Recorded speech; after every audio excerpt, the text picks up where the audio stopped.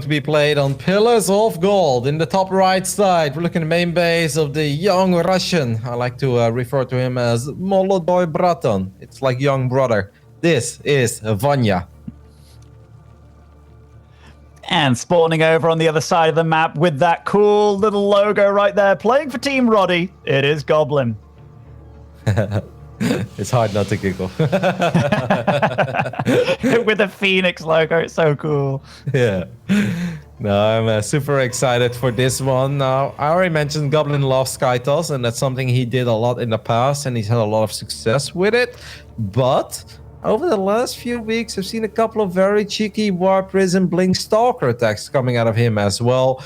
Goblin is absolutely capable of hitting some of these very quick gateway attacks, and he's often quite committed with it. I think if you give Goblin some of the more complex Protoss armies, he's actually pretty damn good with them as well. This is quite a while ago, but one of these nights I was just watching one of the NA EPT Europe or American weeklies, and Goblin played against TLO, and they had one of the most insane, crazy games that I have seen in the history of StarCraft 2 on Simulacrum.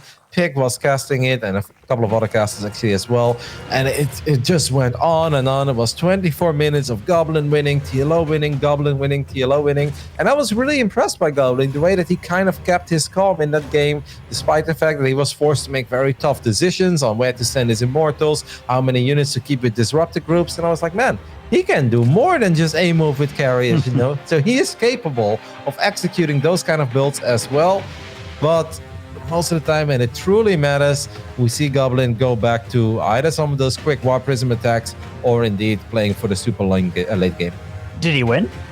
Yes, he did win. It came down to him having to snipe his last hatchery while defending his main base against the burrowed roach attack. The only thing he had left was his main, and then TLO only had a couple of hatcheries on the other side of the map. So it was an insane match. Like, honestly, one of the most fun games I've ever seen.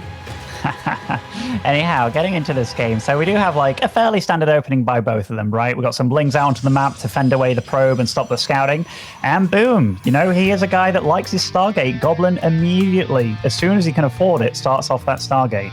It's part of the contract, man. If you don't make Phoenixes in your first division match, you are fired. And if you're a Zerg, you have to neural parasite a Phoenix each game, you know, just to be repping that contract. But yeah, is there anything that you're like, that you hope you don't see from Goblin, or that you do see when it comes to playing against Vanya? Well, I hope I don't see him just rush up to 60 plus probes without knowing what's happening. Like, we know that Vanya is somebody who is capable of producing a ridiculous amount of roaches and queens of a relatively weak economy. And then it just feels like he doesn't run out of steam. And he's also, Vanya is one of these guys where even if one attack barely doesn't work, and normally a Zerg player would be like, well, I did decent damage, let's transition. There is always wave 2. There is always wave 3 with Vanya. So I hope that Goblin keeps a close eye on what is actually happening and doesn't play too stubborn. No, certainly, because you can't be playing stubborn. You can't, like, Vanya's a player that he has really, really wild attacks that you have to respect, and you're the one that usually has to change because they are made to deal with your meta builds. A second Stargate does come onto the field, and he has gone for an Oracle, meaning he can Revelate. There is a new Revelate these days. It's cheaper, lasts half the time, but you can spam it twice as much. So that means Scouting is going to be pretty good for him, and a Fleet Beacon. Yeah, it's a little similar to what we just saw DNS do, right? Kind of on the Eternal Empire. But Goblin is the guy that once you give him 4 carriers, most of the time he doesn't stop. I'd be surprised to see him go back into ground in the way that DNS did. But we will see. Drops one of those cheaper revelations. Ben gets a good idea of what's happening so far. Actually finds, well, I want to say a drone, but the drone morphs into a spore crawler. But so far this Oracle didn't really find anything yet. No, and if he is going for the Fleet Beacon afterwards, right, and he's producing the Phoenix now, is that just to clear up scouting, or is that just to try and make his opponent assume he's doing something totally normal with this? Maybe a little bit of both. Maybe trying to snipe indeed one Overlord and then not make Vanya aware of the fact that he's building carriers super quick. But Vanya had an Overlord in the right bottom side. The Phoenix will fly into this Overseer though. So that's kind of nice, but here we can already see a difference, right, between DNS and Goblin. Goblin immediately fires up +1 air weapons. The most important thing for Goblin is that he realizes that Vanya is building a Spire. And as much as we talk about Vanya's timing attacks, Vanya is also sometimes the complete opposite, which makes him such a good Zerg player, in my opinion.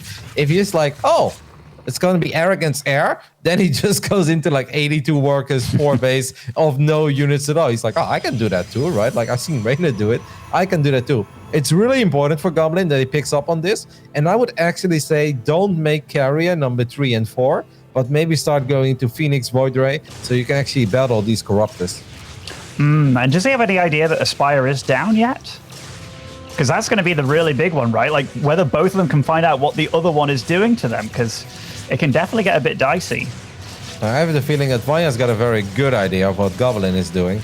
I'm not sure if Goblin has a good idea. Like, the one thing you can say is that so far with this scouting, did he see anything that costed gas? Did he see roaches? Maybe 1 or 2. Like, yeah, there's literally 2 roaches on the map. Did he see a Hydra then? Nope. Did he see Quick Hive or something? Nope. No Nidus network. So I think there is already a very good chance that this is Spire, and Goblin should be aware of that. Vanya is definitely doing a good job, though. Like 12 Corruptors are on the way. This carrier attack is hitting pretty darn quickly, though, and he's even got the Oracle over here to scout what's coming out, and he does see that Corruptors are out on the field. Nice micro away. One Corruptor so far. Oh, I don't know. Why is he not recalling? Does he not have energy? I have no idea. This is bad, he just though. chrono boosted a whole bunch at home, so that means that both carriers will go down immediately at the cost of 2 Corruptors, I believe it was. That is not a good trade for Goblin, losing 2 carriers for 2 Corruptors. And now Vanya, we can already see him spamming that roach button. This is what Vanya likes to do. So, like, he literally had no energy for the recall there. Like, It wasn't... Oh, that is such a blunder. And now, that +1, like, if he had 4 carriers available, which absolutely could have been doable, with +1, it's so much more powerful. And one reason that the upgrades are so important against Corruptors start off with 2 armor, meaning that those interceptors deal barely any damage, but each upgrade, like each volley goes up by 2. Well, Corruptors are actually going to try to pick up the Twilight Council here. Now, this is an interaction we don't see very often, but Caustic Spray does a lot of damage, and Goblin ends up losing his Twilight. And Ben, my boy, is in all sorts of trouble, because look at the production tab. Vanya, his supply is skyrocketing. And Vanya is showing us that he's done his homework. He knows what Goblin is capable of. And he just read Goblin like a book in this game.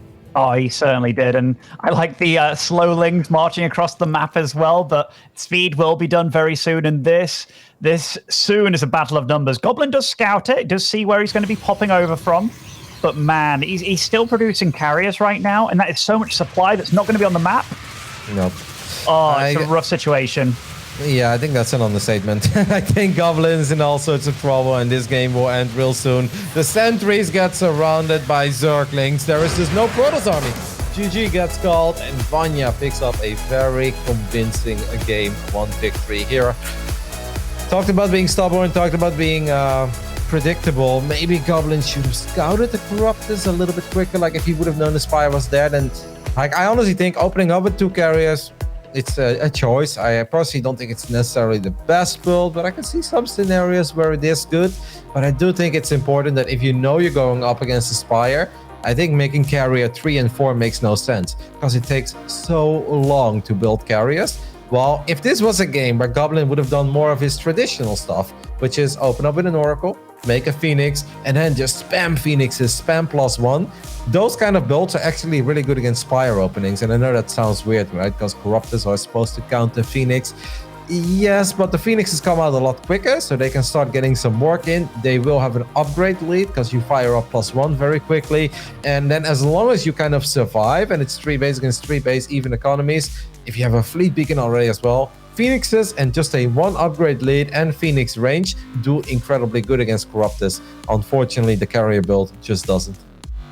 No, it was definitely a sad start for Goblin, because things went pear-shaped as soon as the carriers got sniped off by those Corruptors, and he saw that they were coming as well. He saw the revelation in the main base and the Corruptor count. Like, he had a lot of time to react to it, but unfortunately, no energy available, no recall available. That was just a sad way to start things off. I'm hoping, and you know, I haven't got to cast Goblin in quite some time. I'm hoping that he has the ability to shake things off a little bit and just do what he does best, whether that's mix up his styles and stuff. Like Vanya looked more than prepared for that almost. He didn't even need to necessarily get anything into the main to see that it was a second Stargate. Yeah, he knew. Yeah, he knew. He had Goblin's number that game for sure. Indeed. Let's see what game 2 has in store for us. It's going to be played on a much smaller map as we are loading into Everdream as we speak. Now, in Everdream, I think there is a chance we'll see some Gateway Warp Prison play coming out of Goblin. Then again, on Everdream, Vanya.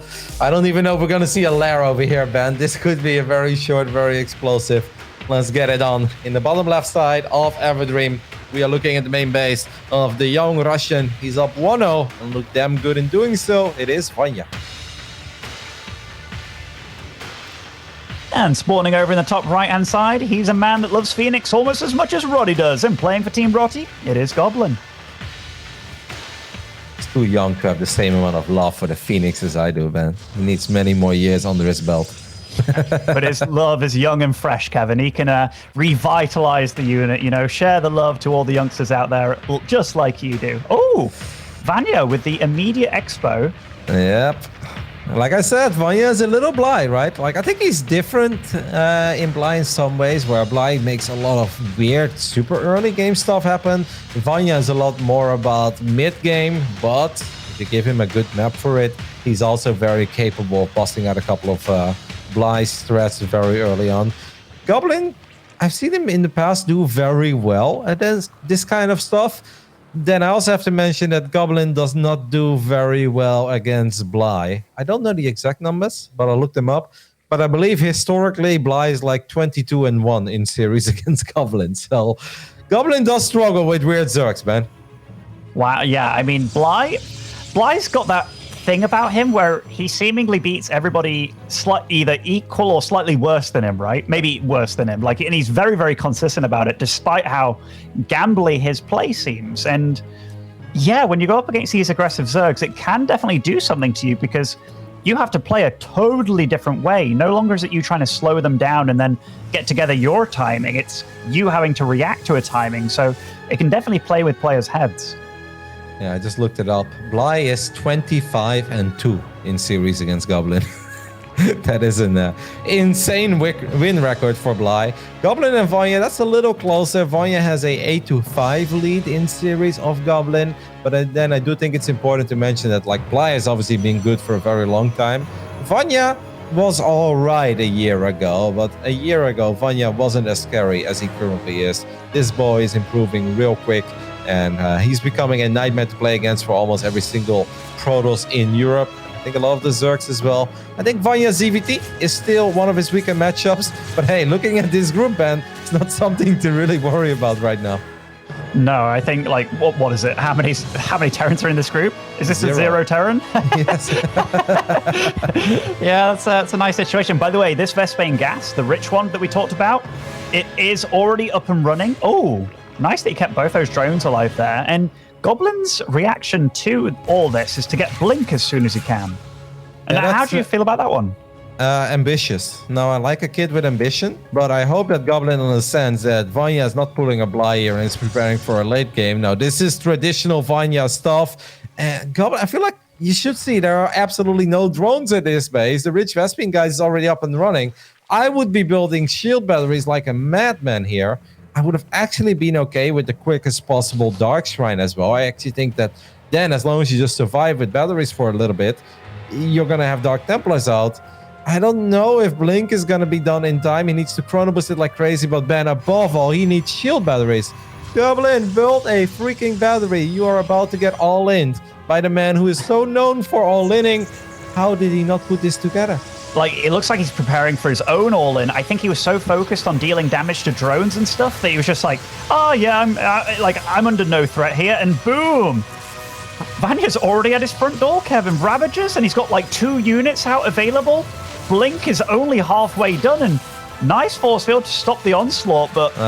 now 2 of the gateways, of course, in the front are unpowered as well, right? And they will stay unpowered for a very long time.